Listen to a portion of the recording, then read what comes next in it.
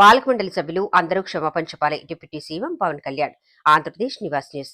TTD chairman BR Naidu, EO Shyamala Rao, JEO Venkaiah Chowdary, పాలకమండలి సభ్యులు అందరూ క్షమాపణ చెప్పి తీరాలి. ఉప ముఖ్యమంత్రి పవన్ కళ్యాణ్. 6 మంది గాయపడితే ప్రతి ఒక్కరిని పేరు పేరున పరామర్శిస్తే అందరూ కూడా నలిగిపోయి 100 మంది మీద పడిపోయారు. ఎంత ఉంటది ఒక ఆడపడుచు మీద పడిపోతే, పెద్ద ఆవిడ మీద పడిపోతే, తమిళనాడు నుంచి వచ్చారు. ఎలా ఉందమ్మా మీకంటే కడవలు పాత్రికాంగయ్యా, కడవలు వెళ్ళి దేవుడు బయటికి తీసుకొచ్చాడు మమ్మల్ని అంటా ఉన్నారు. ఎంత పెద్ద మనసుతోటి సరిగ్గా చూసుకోలేదయ్యా మమ్మల్ని. కానీ ఏం చేస్తాం, మా కర్మ ఇలా కాలిందని. అది దేశం తాలూకు దౌర్భాగ్యం. ప్రజలు ఇంత బాధ్యత ఇప్పుడు కష్టం వచ్చినప్పుడు ఎంత అద్భుతంగా చెప్పారంటే నాకు కన్నీళ్ళు వచ్చినాయి. నాకు నిన్న కరిగిపోయాను నేను. వీళ్ళ క్షమాపణలు చెప్పదు ఇంకెవరికి క్షమాపణలు చెప్తాం? ఏఈఓ కానీ, ఏఈఓ వెంకయ్య చౌదరి గారు కానీ, ఈఓ శ్యామలరావు గారు కానీ, చైర్మన్ బిఆర్ నాయుడు గారు కానీ, టీటీడీ బోర్డు సభ్యులు, పాలక మండలి సభ్యులందరూ కానీ, మీరందరూ వచ్చి ఒక్కొక్క వ్యక్తి గురించి కథ వింటప్పుడు మీకు బాధ అర్థమవుతుంది.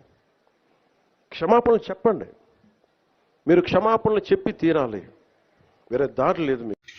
వెంకటాపురం మండల కేంద్రంలో వేంచేసి ఉన్న శ్రీ శ్రీ శ్రీ పద్మావతి అలివేలుమంక శ్రీ వెంకటేశ్వర స్వామి వారి తెరుచుకున్న వైకుంఠ ద్వారాలు. Mulugu, నూగురు, Venkatapuram Nivas news.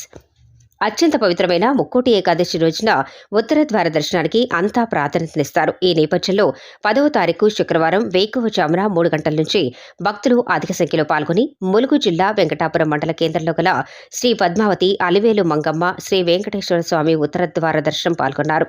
Endowment EO Narayana ఆధ్వర్యంలో ఘనంగా ముక్కోటి ఉత్తర ద్వార దర్శనం కనుల విందుగా కమనీయంగా స్వామివారు దర్శనమిచ్చారు.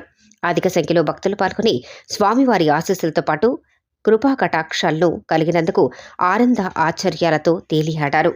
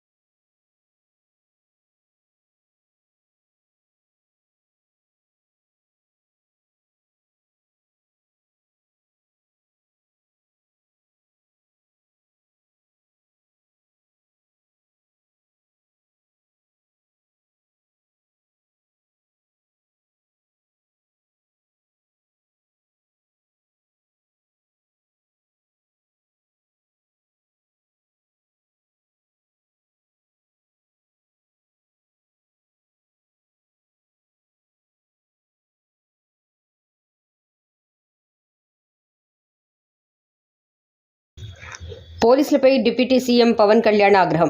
ఆంధ్రప్రదేశ్ నివాస్ న్యూస్. ఎంతమంది పోలీసులు ప్రజలను ఆపకుండా ఏం చేస్తున్నారు? సంఘటన జరిగాక కూడా పోలీసులకు బాధ్యత లేకపోతే ఎలా? Deputy CM Pawan Kalyan.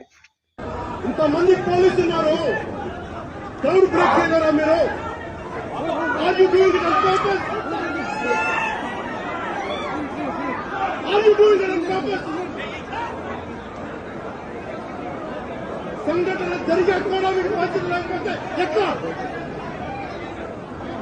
చేయండి, అందరినీ చేయండి.